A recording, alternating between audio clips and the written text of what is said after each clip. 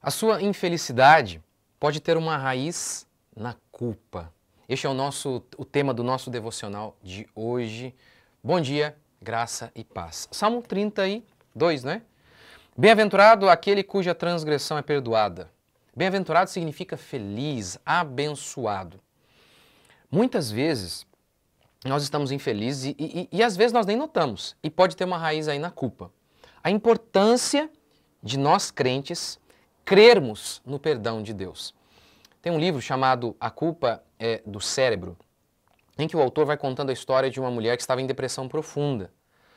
E ela acabou revelando que essa depressão dela tinha uma raiz na culpa. Ela havia abortado e nunca havia contado para ninguém, né? E as pessoas até falavam, tá vendo? Não tem explicação, é uma doença. E tinha raiz na culpa. Tem uma culpa que ela é boa. 2 Coríntios 7,10. Porque a tristeza, segundo Deus, produz arrependimento para a salvação, que a ninguém traz pesar, mas a tristeza do mundo produz morte. Então é óbvio, quando a gente peca, tem uma culpa que é Deus gerando essa culpa em nós por meio do Espírito Santo. Mas há uma culpa que é maligna, que é o diabo nos acusando. Sempre que você tenta ser bom, você vai se sentir culpado. Sabe, o miserável, o picareta, ele não tem culpa. É uma espécie de psicopata. Não é isso que é o psicopata? Que é o cara que é frio, ele faz o mal e não liga, não é? Então, agora, a pessoa, quanto melhor ela tentar ser, quanto mais do bem ela for, mais culpa ela vai sentir. Mais culpa. Eu noto que quanto mais velho eu fico, mais eu preciso lutar contra a culpa. Por quê? Ora, é muito simples. Mais novo, mais ignorante eu era. Então, mais cego.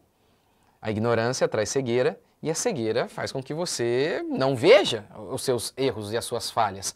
Mas quanto mais você cresce, mais maturidade você tem, mais você olha para trás e fala, nossa, olha aquilo que eu fiz. Quer ver um exemplo? Você um dia erra com seu pai, normal.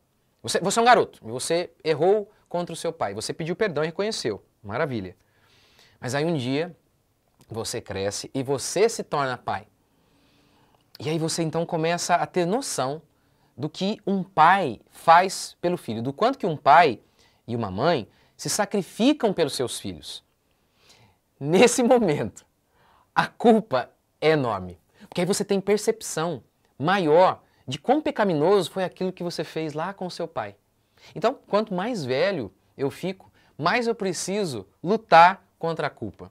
Mais eu olho para trás e falo, gente, às vezes no momento a gente erra, a gente não tem percepção total, mas depois de um tempo, quando a onda passa, você olha por trás e você fala, gente, meu Deus, como que eu fiz aquilo? Então, e assim, é uma tristeza terrível de às vezes você perder a vontade de levantar da cama. E como que eu faço, né? Eu faço o que Davi fez, eu oro. Eu, pela graça de Deus, resisto. Sim, a culpa é como tentação mesmo. Por exemplo, tentação de ansiedade. É a mesma coisa, é algo muito parecido. É uma tentação também para, assim como o ansioso está sendo tentado a não crer na provisão de Deus, em relação ao pão, o culpado, ele está sendo tentado a não crer na provisão de Deus em relação ao perdão. Então, é uma tentação que a gente passa, que todos nós passamos. Ok, então tem a tristeza que é do Espírito, o Espírito que gera convicção em nós. E tem a tristeza que vem do diabo. Então tem uma culpa que é benéfica, que é gerada pelo Espírito Santo.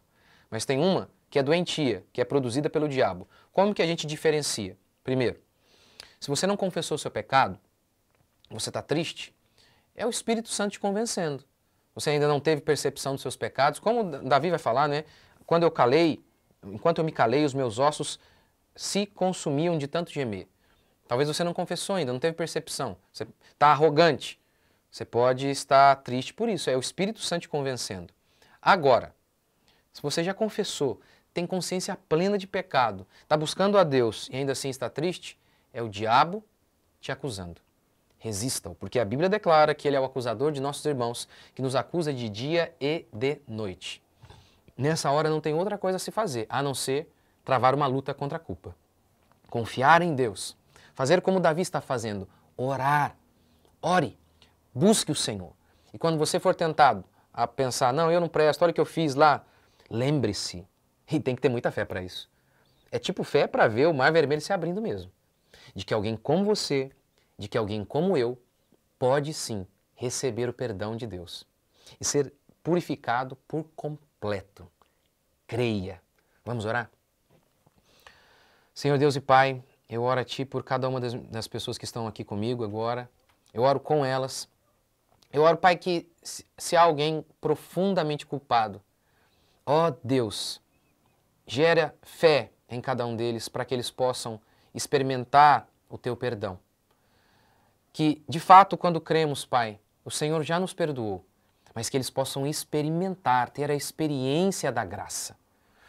Ó Deus, nós cremos na Tua graça, mas queremos a experiência, Pai, de que somos perdoados. Leve, Pai, o Teu povo à alegria do perdão, a alegria da graça, a alegria de ser perdoado.